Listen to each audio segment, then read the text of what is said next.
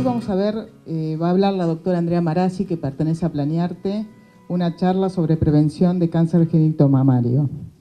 Yo soy la doctora Lagier, soy la gerente médica de OSPACA, de la obra social del personal del Automóvil Club Argentino. Y bueno, vamos recorriendo el país dando diferentes charlas de prevención. Los dejo con ella. Van a poder hacer la pregunta que quieran, así que si tienen dudas pueden consultar. Gracias. Bueno, buenas tardes a todos. Gracias por venir.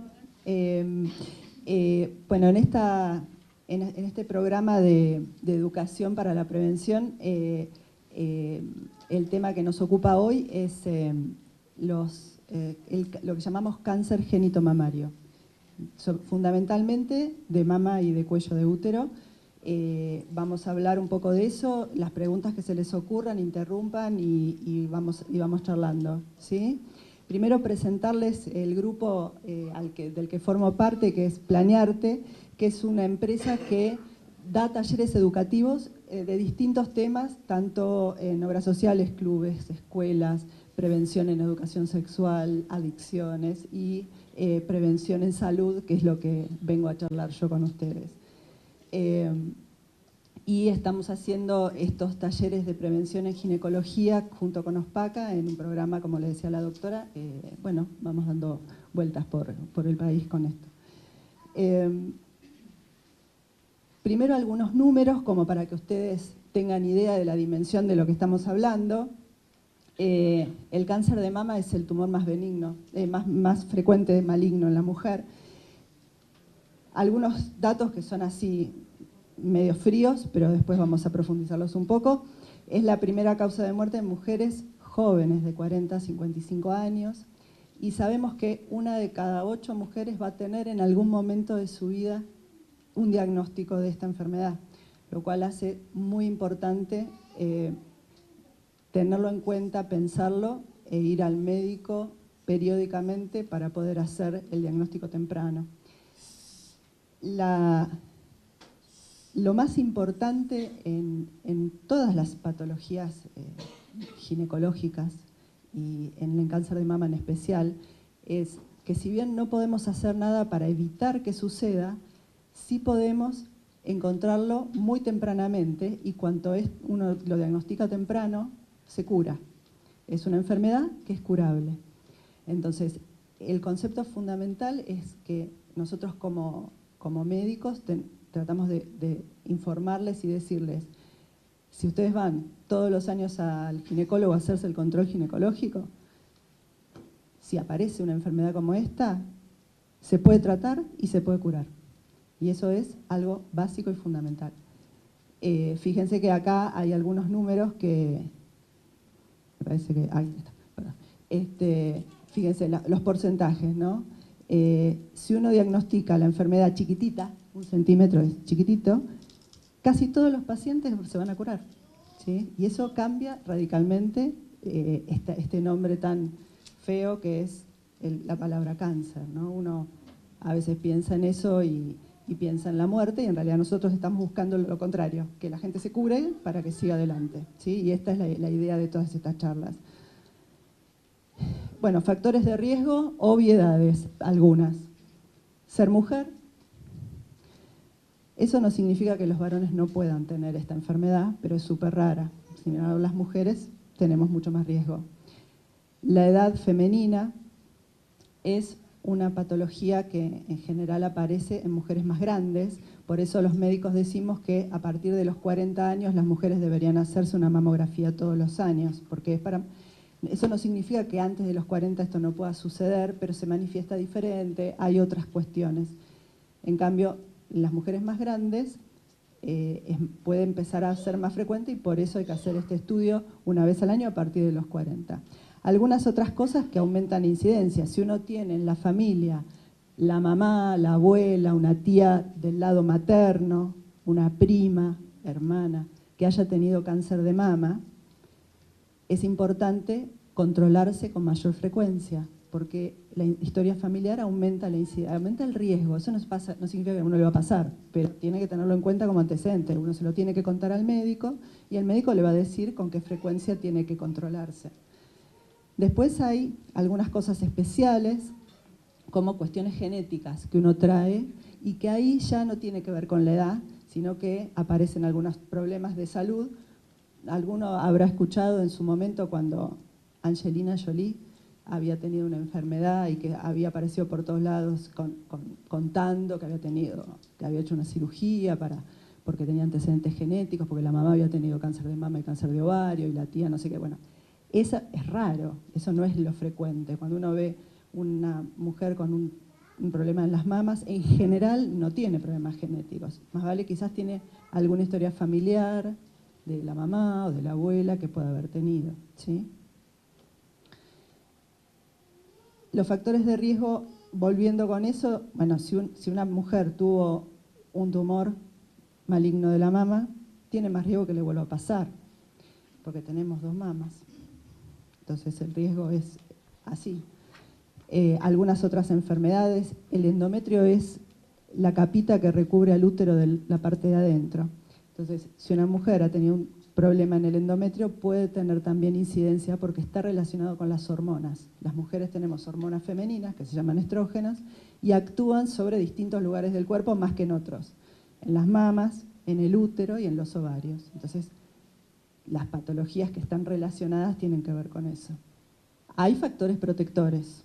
Tener varios hijos, o sea, varios embarazos a término, digamos. Un primer embarazo que sea más temprano, porque el embarazo protege contra el cáncer de mama, porque la lactancia protege contra el cáncer de mama. Por eso la lactancia es buena para la madre y para el bebé, ¿sí? Y también hablamos mucho de la lactancia porque favorece a todos los participantes. Obviamente, como tiene que ver con las hormonas de la mujer están producidas por los ovarios. ¿Cómo nos damos cuenta?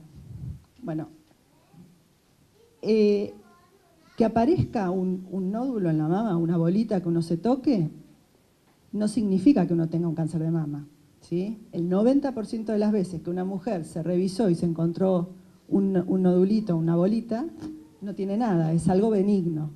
Pero un pequeño porcentaje es algo. Entonces la cuestión es, si me toco algo, voy al médico para que me revise, me pida los estudios para diagnosticar. Que haya algún tipo de sustancia que sale por el pezón, fuera de la lactancia, obviamente, ¿no? Que duela, es poco frecuente. En general, uno dice, bueno, las cosas malas en general no duelen, ¿no? Entonces, eso como es un síntoma que hay que considerar, pero no siempre pasa. Por ahí es más frecuente que a la mujer le duelan las mamas porque está por menstruar que porque tiene un cáncer de mama, digamos, ¿no?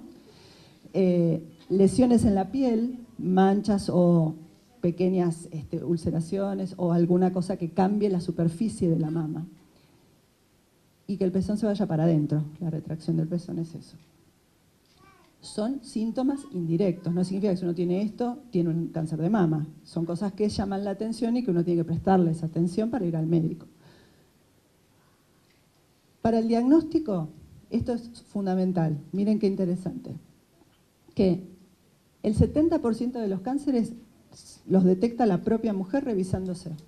Entonces, la revisación de las mamas que uno puede hacer, si uno aprende, lo puede hacer una vez por mes y en realidad está cuidándose, porque si uno se revisa puede detectar tempranamente algo, ir al médico antes y el médico diagnostica y lo puede tratar antes.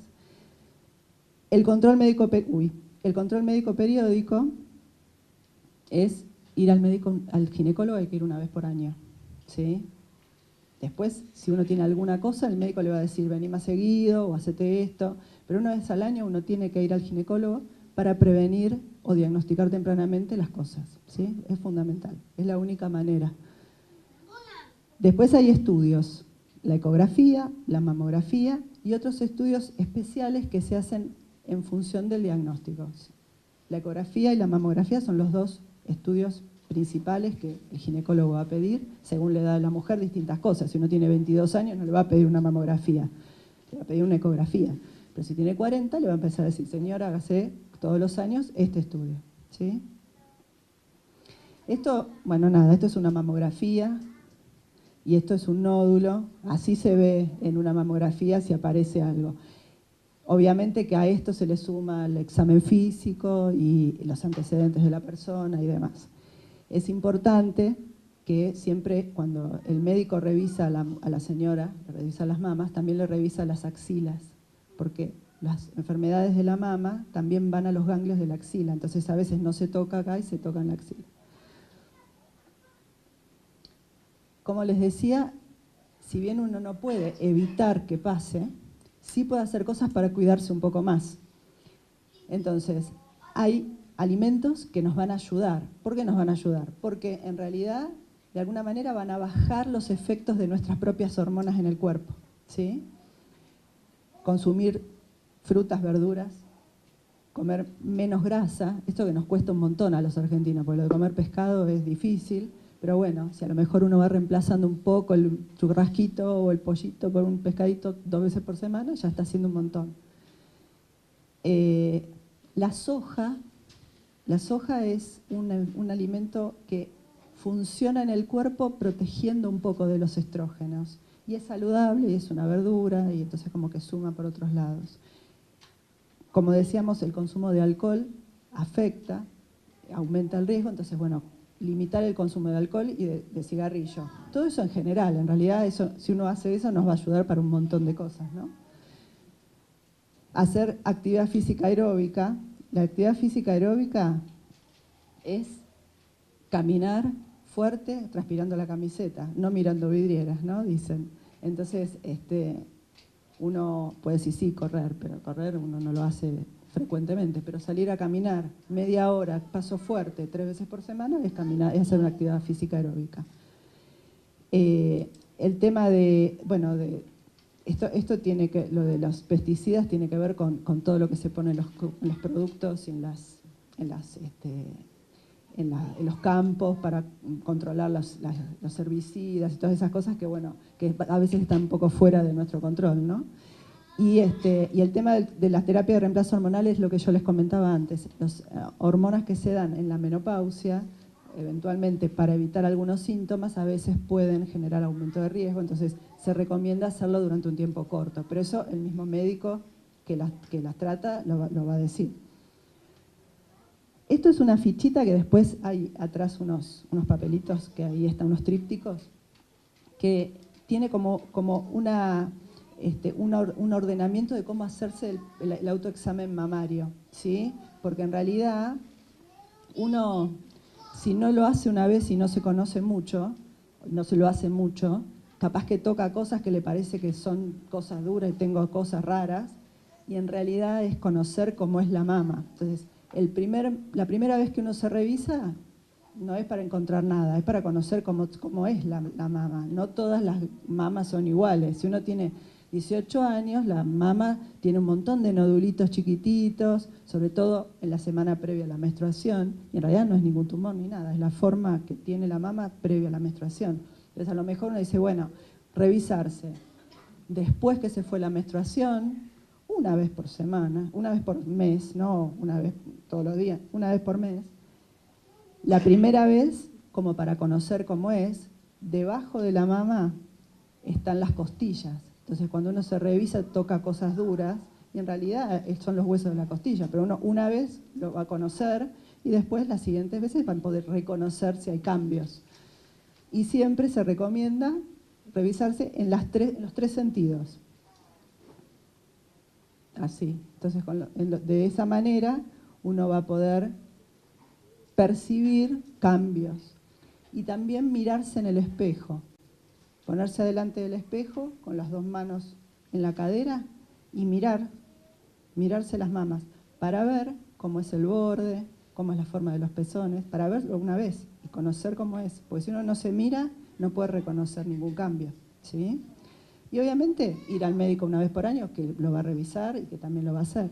Pero es una forma de cuidarse un poco más en algo que está accesible, que uno lo puede hacer. La recomendación 1, que ya la dije desde el principio, consulta médica periódica. Hay que hacerse el control ginecológico una vez al año. Los señores también tienen que ir al médico una vez al año, pero al clínico, ¿no? Y después el clínico les pide otras cosas. A partir de los 20 años se recomienda empezar a revisarse, como para empezar a conocerse. Si uno tiene antecedentes de la familia de alguna persona que tuvo un cáncer de mama, se recomienda que los controles empiecen 10 años antes de cuando se le diagnosticó a la familia. Entonces, si mi tía tuvo un cáncer de mama a los 45 años, mi tía, la hermana de mi mamá, yo tendría que empezar a hacerme los controles a partir de los 35 años, preventivamente. Pero si no tengo ningún antecedente, a partir de los 40, todas las mujeres nos tenemos que hacer una mamografía todos los años. Ir al médico, que nos revise, mamografía y ecografía mamaria. Eso es como el combo de diagnóstico y prevención, dentro de lo que se pueda, del cáncer de mama. En las mujeres antes de los 40 se pide la ecografía mamaria, porque la mamografía no sirve para diagnóstico también, porque ve distintas cosas.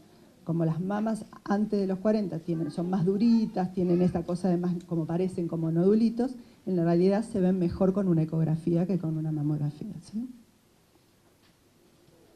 Muy bien. ¿Estamos bien? ¿Cáncer de mama? ¿Más o menos? Después piensen, se anotan alguna cosita, cualquier cosa me preguntan. El segundo cáncer ginecológico más frecuente es el del cuello del útero. Nosotros acá tenemos un dibujito como para ubicarnos en cómo es el asunto este. Tenemos el cuello del útero, el cuerpo del útero, que el endometrio es la capita de adentro que mencioné antes. Estas son las trompas de falopio y estos son los ovarios, ¿sí? Acá en las trompas de falopio se forma el embrión cuando uno se embaraza, ¿sí? Se forma ahí y después se implanta acá en el útero. La segunda patología ginecológica más frecuente es el cáncer del cuello de útero, que para eso sirve hacerse el Papa Nicolau todos los años, ¿sí? Cuando ustedes van al ginecólogo y les hace el Papa Nicolau y la colposcopía, ¿no?, que ponen el espéculo, lo que va a hacer el ginecólogo es tomar una muestra de las células que salen, como que se descaman del cuello, que ese es el Papa Nicolau, y hace la colposcopía, que es mirar con un aparatito, ahora vamos a verlo, uno mira el cuello y ve si está normal, que tiene una característica, y si hay alguna manchita o alguna cosa que sea necesario estudiar un poquito más a profundidad. El factor de riesgo más frecuente para el cáncer de cuello de útero es el HPV. El HPV es un virus que se contagia por transmisión sexual. No significa que si uno tuvo HPV o le están tratando un HPV, va a tener un cáncer de cuello. El HPV tiene más de 100 tipos distintos, como primos hermanos parecidos, pero que no son iguales. Hay un grupo que es de alto riesgo, que están mencionados acá. Y la mayoría no son de alto riesgo. La mayoría de los HPV no dan cáncer de cuello. Pero si uno tuvo un HPV, a veces no sabe qué tipo le tocó, porque capaz que no se pudo diagnosticar eso. Entonces debe hacer controles como más frecuentes. Y lo interesante del HPV es que este sí se puede prevenir al 100%.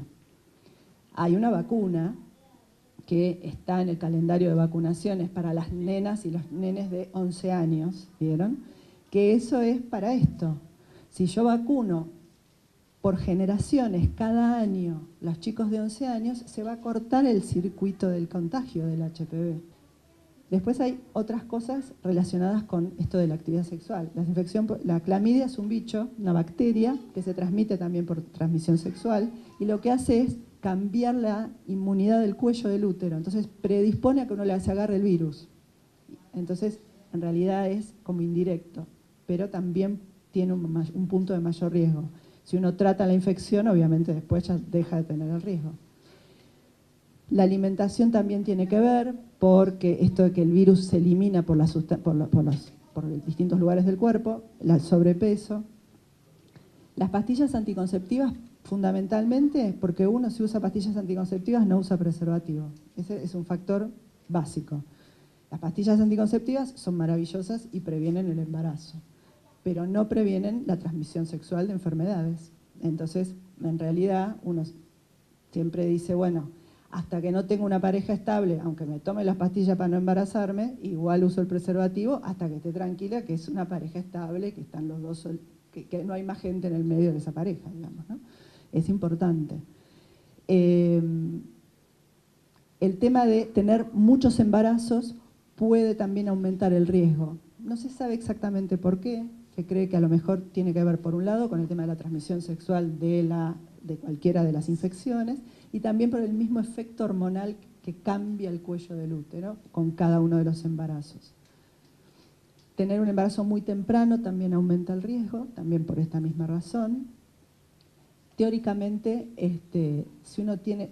El cáncer de cuello de útero no es heredable, es distinto que la mama, pero hay un grupo de tumores del cuello del útero que tiene incidencia familiar, pero es el menos frecuente de todos. A diferencia de con el cáncer de mama, que en realidad si uno tiene antecedentes familiares tiene que estar como muy alerta, con el cuello es distinto, porque es más frecuente que se lo haya agarrado por un HPV y no por antecedentes familiares, ¿sí? Los síntomas, el 90% es asintomático. Y la otra cosa que tiene de interesante el cáncer de cuello de útero es que hay lesiones premalignas en el cuello. O sea, no es que uno, si tiene algo, directamente es un cáncer. Hay cosas anteriores que son menos graves y que se pueden detectar si uno va al ginecólogo y se hace el Papá Nicolau todos los años. Porque es una enfermedad que no es que crece súper rápido de un minuto para el otro. Entonces, si yo voy todos los años a hacerme el Papá Nicolau, aunque aparezca una infección o aunque aparezca una lesión, no le doy tiempo a que crezca tanto como para que se transforme en algo que no puedo curar. De vuelta, cuanto más temprano diagnostico, voy a poder curar. Y con esto encima tengo la posibilidad de prevenirlo en los chicos, porque ya los vacuno ahora y estoy sacándoles el riesgo para cuando empiecen a tener relaciones, ¿sí? Esto es una imagen aproximada de, bueno, el cuello normal se ve todo rosadito como los principios, y después hay distintas imágenes. Obviamente, que de acá a acá puede pasar un año, si no hay nada. Pero para acá es mucho más que eso. O sea, no pasa de esto a esto, ¿sí? Entonces uno va todos los años, no llega acá. Con alguna de estas, si apareciera, se trata, ¿sí? Así se ve el cuello sanito. Prevenir el contacto en HPV, vacunar primero. Ya después vamos a volver a la vacuna, porque volvemos a la vacuna.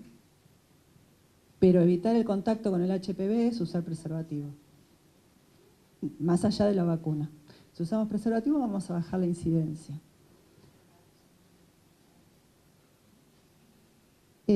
Bueno, acá un dibujito. La vacuna se dan 3 dosis, con un tiempo diferente, digamos, cada tantos meses se repite. Hay que completar la vacunación para que funcione, ¿no? Una sola dosis no anda. Entonces, cuando el médico, el pediatra da la indicación, uno tiene que seguir religiosamente eso, porque si no es como que se pierde el efecto, si se cuelga mucho y lo da mucho tiempo después. Las señoras grandes, después de los 70, si todos los controles anteriores en los últimos 10 años le dieron bien, podrían dejar de hacerse el Papá Nicolau. Pero eso queda a criterio del médico que las atiende, porque no todas las señoras de 70 son iguales y tienen los mismos antecedentes. Entonces depende, cada médico les puede informar, ¿sí? Estas dos son las 2 patologías más frecuentes. Hay otras enfermedades ginecológicas que son menos frecuentes. El HPV genera o puede generar también enfermedades en el resto del aparato genital, en la vagina, en la vulva, en la zona que llamamos periné, que es la zona del ano y demás, en la boca, en la lengua, los varones en el pene, ¿sí? Entonces, en realidad, cuando a una mujer le diagnostican un HPV, es importante que la pareja vaya al médico para que lo vean y lo revisen para ver que no tenga ninguna lesión. Porque no es solamente que la mujer puede sufrir esta enfermedad, sino que hay otros cánceres o lesiones que están en otras zonas del cuerpo que están ligadas a esto, ¿sí? Entonces, es importante que si a uno le diagnostican el HPV, le diga al novio, marido, anda a verte con el médico para que te revisen también y ver que no haya lesión, y si hay algo se puede tratar, ¿sí? Y después están los ovarios. Los ovarios en realidad son difíciles de diagnosticar porque están adentro, porque no dan síntomas y demás, y en realidad lo que uno puede decir es que si uno va al ginecólogo todos los años, cuando le hacen el control ginecológico, el ginecólogo también revisa, hacen tacto, se llama, ¿no? Cuando revisan, se pide eventualmente una ecografía transvaginal, más los estudios mamarios. Con todo eso uno puede tener el control en general de todas las patologías de genitomamarias. Uno puede tener todo ese control, ¿sí? Entonces es importante ir al médico todos los años. Es así, no es que volvamos siempre a lo mismo, pero es la única cosa que nos va a salvar. Y además, nosotras nos tenemos que cuidar, entonces tenemos que ir al médico. Nadie nos va a llevar, tenemos que ir solitas.